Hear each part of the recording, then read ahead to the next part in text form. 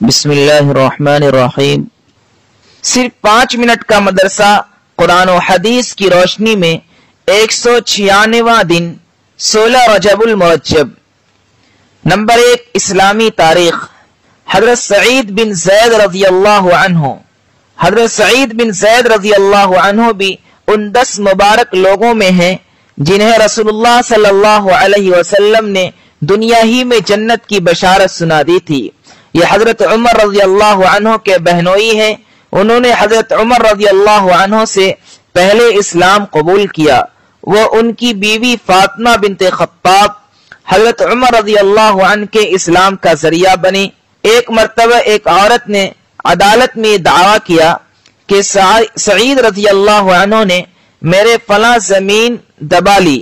حضرت سعید رضی اللہ عنہ کو اس سے بڑی تکلیف ہوئی اور انہوں نے عدالت میں حاکم کے سامنے کہا، کیا میں اس عورت کی زمین دباؤں گا، جبکہ میں نے رسول اللہ صلی اللہ علیہ وسلم سے سنا ہے کہ جو شخص کسی کی ایک بالشت بھر زمین بھی ظلمن دبائے گا تو زمین کا وہ ٹکڑا 7 زمین تک توق بنا کر اس کے گلے میں ڈالا جائے گا۔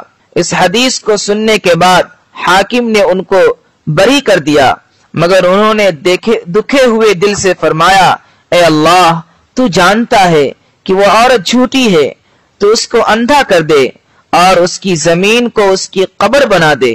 اور ایسا ہی ہوا، وہ اندھی ہو گئی اور ایک دن وہ گڑھے میں گر پڑی اور وہ گڑھا اس کی قبر بن گیا۔ حضرت سعید بن زید رضی اللہ عنہ کا انتقال سن 50 ہجری میں یا اس کے کچھ بعد ہوا۔ اس وقت ان کی عمر 70 سال سے بھی زیادہ تھی۔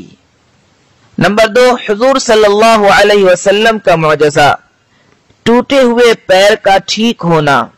حضرت عبداللہ بن عتیق رضی اللہ عنہ جب ابو رافع کو قتل کر کے واپس آنے لگے تو سیڑھی یعنی زینہ سے اترتے ہوئے گر پڑے اور پیر ٹوٹ گیا۔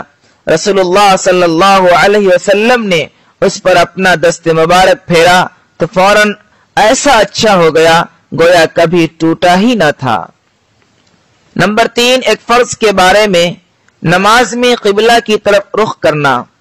قرآن میں اللہ تعالیٰ فرماتا ہے، تم نماز میں جہاں کہیں بھی ہو تو اپنے چہرے کو اسی بیت اللہ کی طرف کیا کرو۔ فائدہ، قبلہ کی طرف رخ کر کے نماز ادا کرنا فرض ہے۔ نمبر 4، ایک سنت کے بارے میں، کھانے کے بعد کی دعا۔ کھانا کھانے کے بعد یہ دعا پڑھیں، الحمدللہ الذی اطعمنا وسقانا وجعلنا مسلمین۔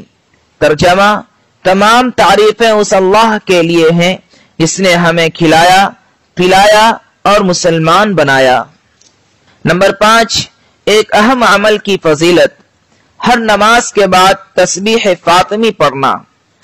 رسول اللہ صلی اللہ علیہ وسلم نے فرمایا، جو شخص ہر نماز کے بعد 33 مرتبہ سبحان اللہ، 33 مرتبہ الحمدللہ اور 34 مرتبہ اللہ اکبر کہتا ہے، وہ کبھی نقصان میں نہیں رہتا۔ نمبر 6، ایک گناہ کے بارے میں، کسی پر تہمت لگانا گناہ عظیم ہے۔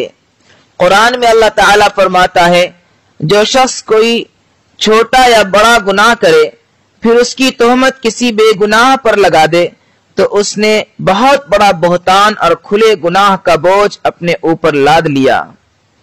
نمبر 7، دنیا کے بارے میں، نیک اعمال کے بدلے دنیا کی رونق چاہنا۔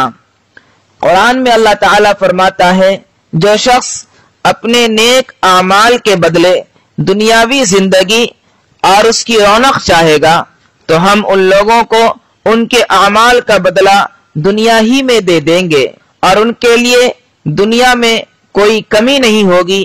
یہی لوگ ہیں جن کے لیے آخرت میں صرف اور صرف جہنم ہے اور انہوں نے جو کچھ دنیا میں کیا تھا وہ سب آخرت میں بیکار ثابت ہوگا۔ نمبر 8، آخرت کے بارے میں، اہل جنت کو خوشخبری۔ رسول اللہ صلی اللہ علیہ وسلم نے فرمایا، ایک پکارنے والا جنتیوں کو پکارے گا، تم ہمیشہ تندرست رہو گے، کبھی بیمار نہ ہوگے، تم ہمیشہ زندہ رہو گے، کبھی موت نہیں آئے گی، तुम हमेशा जवान रहोगे, कभी बूढ़े नहीं होगे। तुम हमेशा खुशहाल रहोगे, कभी मुहताज न होगे। नंबर 9, तिब्बे नबवी से इलाज, मेथी से इलाज। रसूलुल्लाह सल्लल्लाहु अलैहि वसल्लम ने फरमाया, मेथी से शिफा हासिल करो। फायदा, मेथी का जो शानदार नज़ला जुकाम को दूर करता है, पुरानी खांसी, पेट के फोड़ों और फेफड़े की बीमारियों में बहुत नफा बख्श है, सीने में जमा हुए बलगम के लिए बेहद मुफीद है और कब्ज को दूर करता है। नंबर 10, नबी सल्लल्लाहु अलैहि वसल्लम की नसीहत।